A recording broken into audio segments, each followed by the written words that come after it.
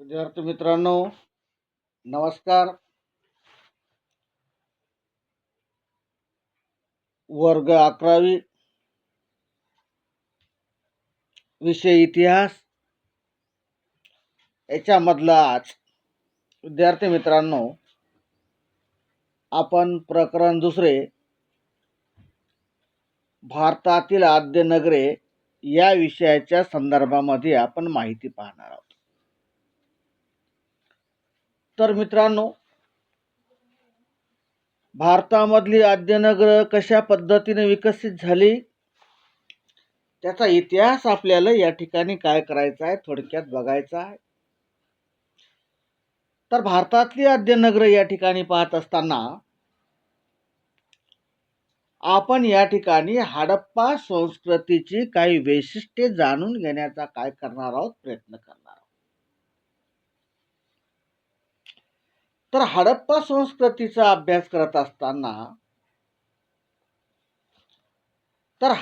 संस्कृतीचा अभ्यास करत असताना या संस्कृतीची बीज जे नव अश्मयुग निर्माण झाले, या नव अश्मयुगीन संस्कृतीमध्ये आपल्याला आढळून आल्याचं काय तर या ठिकाणी दिसून येते. तर अशा पद्धतीने हडप्पा संस्कृतीचा जो उदय होता किंवा जी बीज होती, तर ती आपल्याला नव अश्मयुगीन संस्कृतीमध्ये सापडतात. तर अशा पद्धतीने मेहरगड नावाचं ठिकाण होतं आणि या ठिकाणी पुरातत्वज्ञानाने उत्खनन मोठ्या प्रमाणामध्ये केलं आणि तिथं हडप्पा संस्कृतीच्या खुणा असल्याचं आपल्याला या ठिकाणी कळायला दिसून. तर अशा पद्धतीनं नव अश्मयुगीन संस्कृतीमध्ये अनेक अशा प्रकारचे हडप्पा संस्कृतीचे आपल्याला या ठिकाणी काय मिळाले, अवशेष मिळाले आणि तेव्हा त्या संस्कृतीला आपण या ठिकाणी टागोवा संस्कृती या नावानं या ठिकाणी काय केल्या जात होती, ओळखल्या जात होती. तर अशा पद्धतीनं हडप्पा संस्कृतीची जी बीज होती, तर ती आपल्याला नव अश्मयुगामध्ये सापडल्याचं या ठिकाणी मोठ्या प्रमाणामध्ये काय ते दिसून येते. तसंच हडप्पा पूर्वकालीन नव अश्मयुगीन अशा प्रकारची रावी असल किंवा भाकरा असल, या संस्कृतीचे अवशेष आपल्याला वेगवेगळ्या प्रांतामध्ये, वेगवेगळ्या राज्यांमध्ये सापडल्याचं या ठिकाणी काय ते दिसून येते. तर हडप्पा पूर्वकालीन नव अश्मयुगीन जी संस्कृती होती, तर ती रावी असल किंवा भाकरा असल, या संस्कृतीचे अवशेष आपल्याला पंजाब असल, पाकिस्तान असल, हरियाणा असल इत्यादी स्थळाच्या उत्खननामध्ये मिळाल्याचं आपल्याला या ठिकाणी निष्पन्न झाल्याचं या ठिकाणी काय ते दिसून येते. तर वैदिक आर्याचं आगमन भारतामध्ये इसवी सन पूर्व जवळपास 1500च्या सुमारास झालं आणि वैदिक आर्याचं आक्रमण या ठिकाणी 1500च्या सुमारामध्ये झालं. परंतु त्या इसवी सन पूर्व 1500च्या अगोदरच्या कोणत्याही काळाबद्दलची माहिती आपल्याला या ठिकाणी काय झाली नाही, पुढं आली नाही किंवा तिचा आपल्याला या ठिकाणी अभ्यास करता आला नाही. आणि त्यामुळं इसवी सन 1921 मध्ये हडप्पा संस्कृती आणि 1922 मध्ये मोहेंजोदडो येथील उत्खनन या ठिकाणी सुरू होईपर्यंत इसवी सन पूर्व 1500च्या आधीच्या भारताचा इतिहास आपल्याला या ठिकाणी काय करता येत नाही, सांगता येत नाही. आणि म्हणून या ठिकाणी इसवी सन 1921 आणि इसवी सन 1922 तर हडप्पा आणि मोहेंजोदडो या ठिकाणी जेव्हा उत्खनन सुरू झालं, त्याच्यानंतर आपल्याला या ठिकाणी नवीन अशा प्रकारचा इतिहास किंवा नवीन अशा प्रकारची नव अश्मयुगीन संस्कृतीची या ठिकाणी काय होऊ लागली, आपल्याला माहिती होऊ लागली. परंतु हडप्पा संस्कृतीच्या शोधामुळे भारताचा इतिहास इसवी सन पूर्व किमान 3000 ते 3500 पर्यंत जातो. हडप्पा संस्कृतीचा शोध लागल्यामुळं भारताचा जो इतिहास होता तर तो इसवी सन पूर्व कमीत कमी 3000 ते 3500 वर्षापर्यंतचा आपल्याला या ठिकाणी इतिहास माहित होता. तर अफगाणिस्तान पासून ते महाराष्ट्रापर्यंत आणि मकरांच्या किनाऱ्यापासून ते हरियाणापर्यंत असा 15 लाख चौरस किलोमीटरच्या प्रदेशामध्ये विकसित आणि समृद्ध झालेली अशा प्रकारची हडप्पा संस्कृती त्या काळामध्ये नांदत होती. ही संस्कृती कांस्ययुगीन संस्कृती होती अशा प्रकारचं सिद्ध झाल्याचं आपल्याला या ठिकाणी काय येतंय दिसून येतंय. तर अशा पद्धतीनं हे उत्खनन झालं आणि उत्खनन झाल्याच्या नंतर आपल्याला या संस्कृतीच्या बऱ्याच पाठीमागं या ठिकाणी जात असताना किंवा अभ्यास करताना या ठिकाणी काय येतंय दिसून येतंय. तर या संस्कृतीची 2000हून अधिक अशा प्रकारची स्थळं या ठिकाणी उजेडामध्ये आले किंवा उत्खनन झाल्याचं आपल्याला या ठिकाणी काय येतंय दिसून येतंय.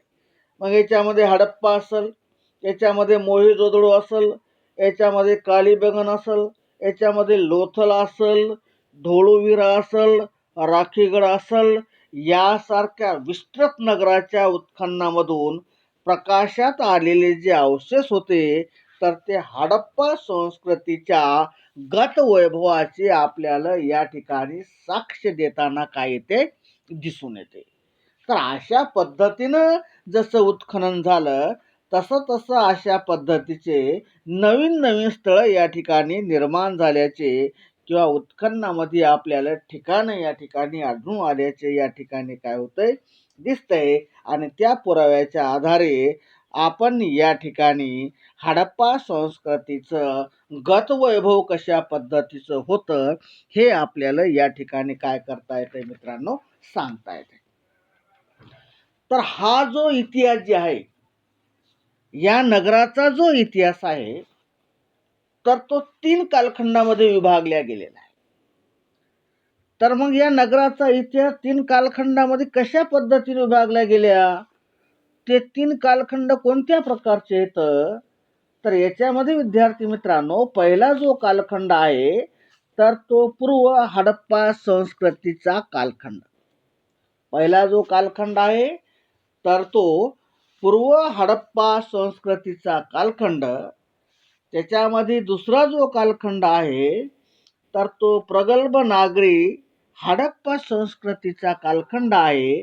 आणि तिसरा जे कालखंड आहे विद्यार्थी मित्रांनो तर तो हडप्पा संस्कृतीचा कालखंड आहे.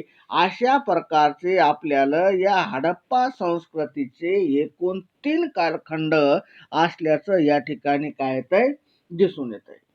मग ही जे नगरी जी होते हे जे हडप्पा संस्कृतीमधले जे नगर होते तर ही नगर बसवणारे लोक कोण होते, ही नगर या ठिकाणी कोण बसवली हे कोड मात्र या ठिकाणी अद्यापही आपल्याला काय करता आलं नाही उलगडता आलं नाही किंवा या संदर्भामधला इतिहास आपल्याला या ठिकाणी काय झाला नाही माहीत झाला नाही.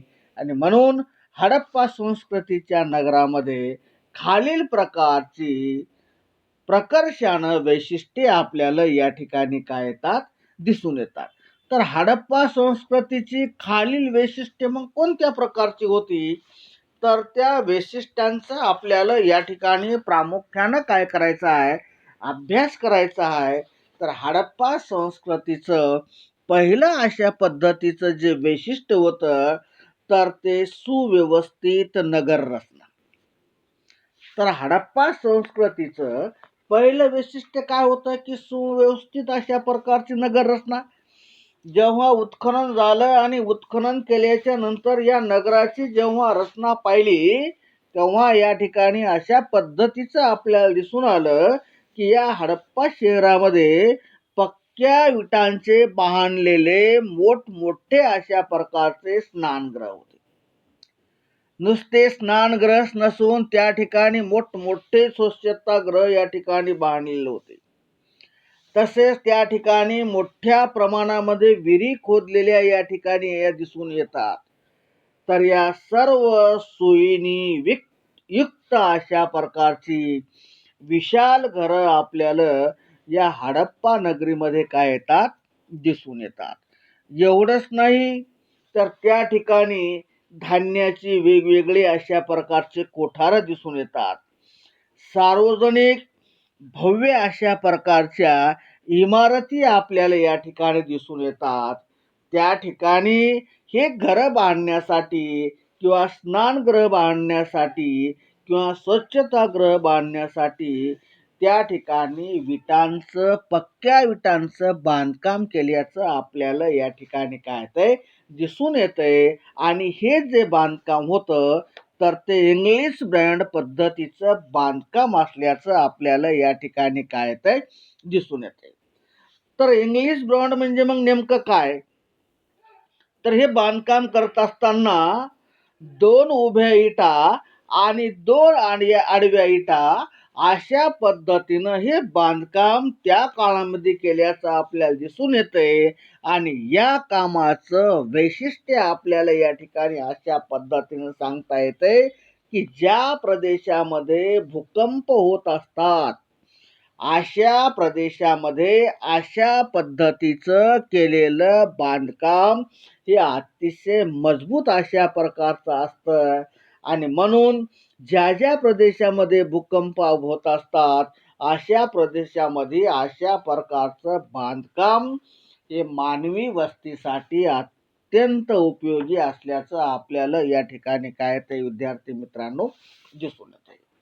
तर अशा पद्धतीनं हडप्पा संस्कृतीचं सुव्यवस्थित नगररचना पाहत असताना उत्तम पाण्याची निसरण व्यवस्था होती की त्या शहरामधलं जे सांडपाणी होतं तर ते अतिशय व्यवस्थित रीतीनं बाहेर काढलेलं होतं. सार्वजनिक स्नानगृह होते. नगराचे 2 किंवा अधिक अशा प्रकारचे विभाग आपल्याला केल्याचं या ठिकाणी काय येतंय, दिसून येतंय. आणि प्रत्येक विभागाला स्वतंत्र तटबंदी, एकमेकांना काटकोनात छेदणारे व्यवस्थित अशा प्रकारचे रस्ते आणि त्यामध्ये मोकळ्या चौकोनी जागांचा रहिवासी घरांसाठी मोठ्या प्रमाणामध्ये काय केला जातो, उपयोग केला जातो. अशा पद्धतीनं विद्यार्थी मित्रांनो आपण हडप्पा संस्कृतीची नगररचना पाहत असताना जर आपण या नगर व्यवस्थेचा व्यवस्थित अभ्यास केला आणि लक्षात जर घेतलं तर ते आजच्या काळाला लाजवेल अशा प्रकारची संस्कृती आपल्याला हडप्पा संस्कृती या ठिकाणी काय ते दिसून येते. त्याच्यानंतर विद्यार्थी मित्रांनो दुसरं जे अशा प्रकारचं जे वैशिष्ट्य आहे तर ते मध्यवर्ती शासन व्यवस्था. तर मग हडप्पा संस्कृतीमध्ये मध्यवर्ती शासन व्यवस्था कशी होती, पाणी आणि इतर साधन संपत्तीचे जे स्रोत होते तसेच व्यापाराचे नियंत्रण करणारं त्या ठिकाणी व्यवस्था होती. आणि प्रमाणीकरणाबरोबर विटाचा आकार असेल 1 म्हणून 2 आणि 2 म्हणून 4 अशा पद्धतीनं 8च्या पटीत वाढत जाणारी वजने, अष्टमान पद्धतीची, ठराविक घटकाची आणि सजावटीच्या मातीची भांडी आपल्याला प्रशासकीय कामासाठी अनिवासी स्वरूपाच्या स्वतंत्र भव्य इमारती असल्याचं आपल्याला या ठिकाणी काय येतंय, दिसून येतंय. तर अशा पद्धतीनं आपण जर या ठिकाणी जर पाहिलं, पाणी असेल, पाण्याची व्यवस्थित अशा प्रकारची सांडपाण्याची व्यवस्था असेल, व्यापाराचं नियंत्रण असेल, विटांची व्यवस्था व्यवस्थित वजनाचं त्या ठिकाणी ठराविक पद्धतीने केलेलं असेल, त्याचबरोबर त्या काळामध्ये मातीची भांडी असतील आणि ती नुसती मातीची भांडी नसून तर ती सजवलेल्या स्वरूपाची भांडी आपल्याला या ठिकाणी काय ते दिसून येते. आणि एवढंच नाही तर तिथली प्रशासन व्यवस्था चालवण्यासाठी स्वतंत्र अशा प्रकारच्या भव्य इमारती बांधल्याचं आपल्याला या ठिकाणी काय येतंय दिसून येतंय.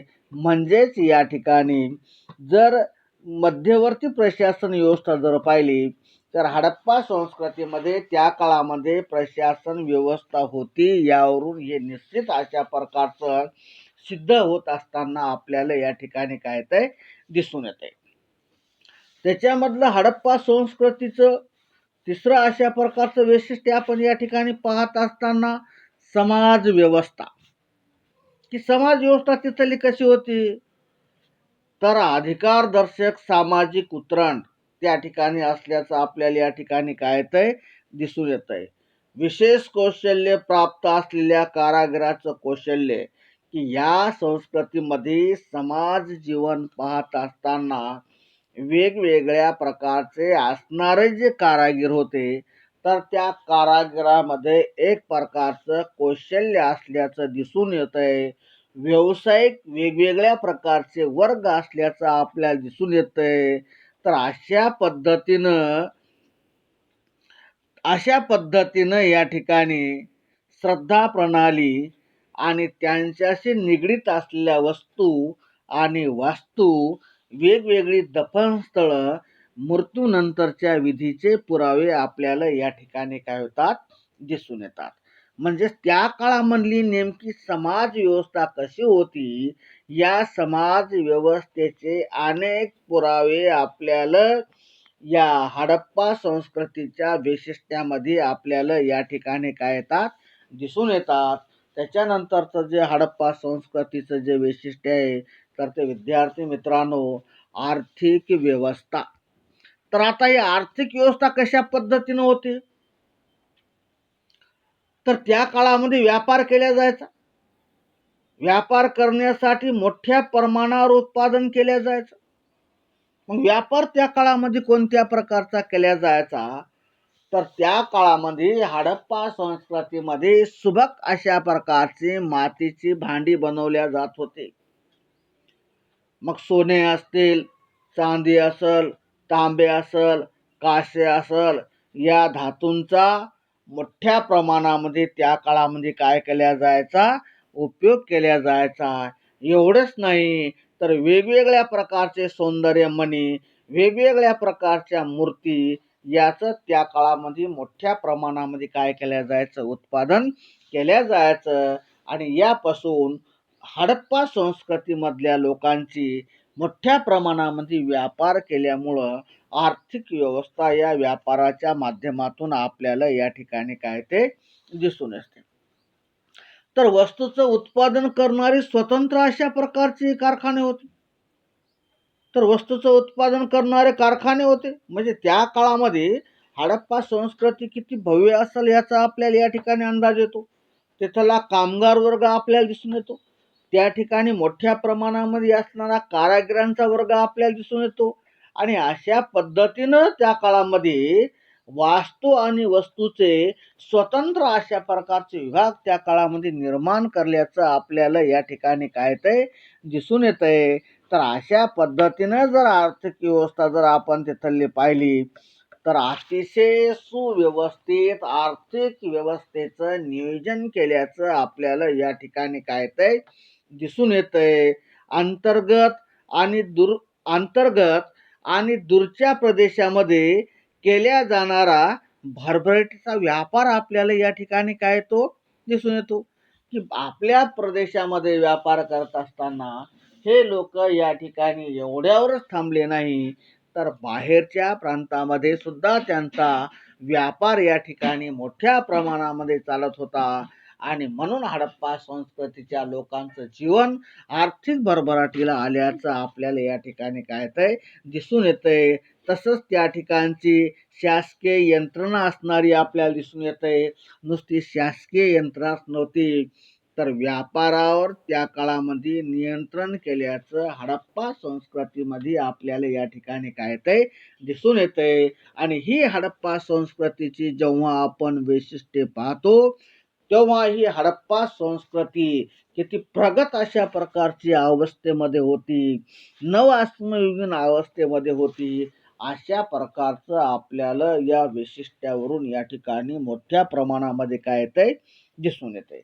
त्याच्यानंतरचं 5वं कारण आहे विद्यार्थी मित्रांनो, ते म्हणजे विकसित लेखन कला. तर हे लोक एवढ्यावर थांबले नाही, तर त्यांची मध्यवर्ती प्रशासन व्यवस्था चांगली होती, सुव्यवस्थित अशा प्रकारची नगर रचना होती, चांगल्या पद्धतीची समाज व्यवस्था होती, आर्थिक व्यवस्था होती, व्यापार होता, व्यापारावर नियंत्रण होतं आणि त्यामुळं त्या काळामध्ये लेखन कला सुद्धा विकसित झाल्याचं आपल्याला या ठिकाणी काय येतंय, दिसून येतंय. तर मुद्रण कलेवर आढळणारी लिपी यावरून आपल्याला त्या काळामध्ये अशा पद्धतीनं म्हणता येतंय की हडप्पा संस्कृतीमधल्या लोकांना चांगल्या प्रकारची लिपी अवगत होती. नुसती लिपीच अवगत नव्हती, तर त्या काळामध्ये वेगवेगळ्या प्रकारचे मुद्रण तयार करण्याची ही कला या हडप्पा संस्कृतीमधल्या लोकांच्या वैशिष्ट्यामध्ये आपल्याला या ठिकाणी काय येते, दिसून येते. तर विद्यार्थी मित्रांनो, इथं आपण थांबू. राहिलेला भाग आपण पुढच्या प्रकरणामध्ये पाहू. नमस्कार. काही अडचणी असल्यास फोन करून कळवावे ही नम्र विनंती.